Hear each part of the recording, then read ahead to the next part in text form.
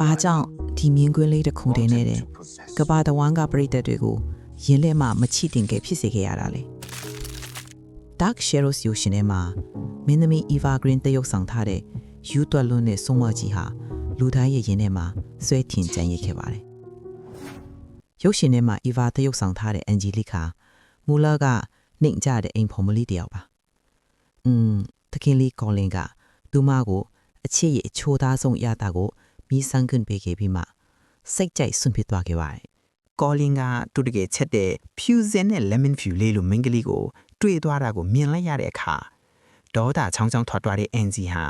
လုံးဝကို villain အဖြစ်ပြောင်းလဲသွားပါတော့တယ်။သူမဟာစွန့်အတက်နဲ့အဲ့ဒီမင်းကလေးကိုတပ်ပစ်ခဲ့တယ်လို့ချစ်သူနောက်လိုက်တဲ့ Colin ကိုလည်းသွေးဆုပ်ဖို့ကောင်းအဖြစ်ပြောင်းလဲပစ်ခဲ့ပြီးခေါင်းတလားထဲမှာကိုယ်တိုင်လက်ဆက်သက်ချိတ်ပိတ်ခဲ့ပါတယ်။ဒါဟာသူမရဲ့အညွန့်အတီပေါ့။နှစ်ပေါင်း200ကြာပြီးနောက်မှာတော့ Colin ဟာမတော်ရဆက်လွတ်မြောက်လာခဲ့ပါတယ်။သူဟာချက်ချင်းဆိုသလို Angie ကိုလက်စားချေဖို့ရှာဖွေခဲ့ပေမဲ့ Okay တစ်ဖက်လူဟာနင်းကြတဲ့ informal မဟုတ်တော့ပါဘူး။မြို့ကလေးရဲ့စီးပွားရေးလုပ်ငန်းရှင်အမျိုးသမီးကြီးချစ်နေတာကိုတွေ့လိုက်ရပါတယ်။ဒါပေမဲ့ Angie ကတော့သူ့အပေါ်တန်ရောစင်မပြတ်နိုင်သေးပဲအလှမားရတွေတုံးပြီးအရင်လိုပြန်အဆင်ပြေဖို့ကြိုးစားခဲ့ပါသေးတယ်။ Angie ရဲ့ဆွဲဆောင်မှုအောင်မှာColin ဟာနောက်ဆုံးတော့စိတ်မထိန်နိုင်ပဲ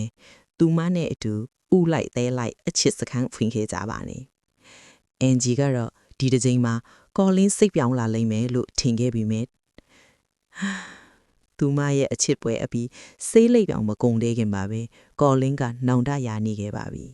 ။နောက်ပိုင်းကပွဲတစ်ခုမှာ Angie ဟာ Colin ရဲ့အချစ်ကိုပြန်ရဖို့အနီရောင်ကဝင်ကိုအထူးတလဲဝစ်စင်လာခဲ့ပါတယ်။ဒါပေမဲ့Colin ကတော့သူမကိုတစ်ချက်ကလေးတောင်လှည့်မကြည့်ပါဘူး။စိတ်နာစရာကောင်းတာက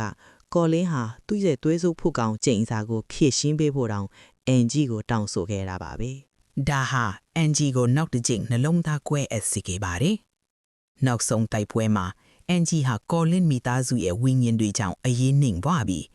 ကွဲအပ်နေတဲ့ဖန်ဆိုင်မိအိမ်ပေါ်ပြုတ်ကျသွားခဲ့ပါတယ်။စိတ်မကောင်းဖြစ်သွားတဲ့ Colin ဟာအနားကိုရှောက်သွားပြီးသူ့ကိုတသက်လုံးယူယူမူမူချစ်ခဲ့တဲ့ဒီအမျိုးသမီးကိုနောက်ဆုံးနှုတ်ဆက်ခဲ့ပါတယ်။တကယ်တော့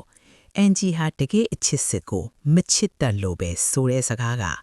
ဆုံးမဲ့အားလုံးရဲ့ကံကြမ္မာပါပဲ။အပြောခံလိုက်ရတဲ့ Angie ဟာမျက်ရည်တစ်ဆက်ကျလာခဲ့ပါတယ်။သူမဘာမှပြန်မပြောခဲ့ပါဘူး။သူမရဲ့အဖိုးတန်ဆုံးနှလုံးသားကိုပဲ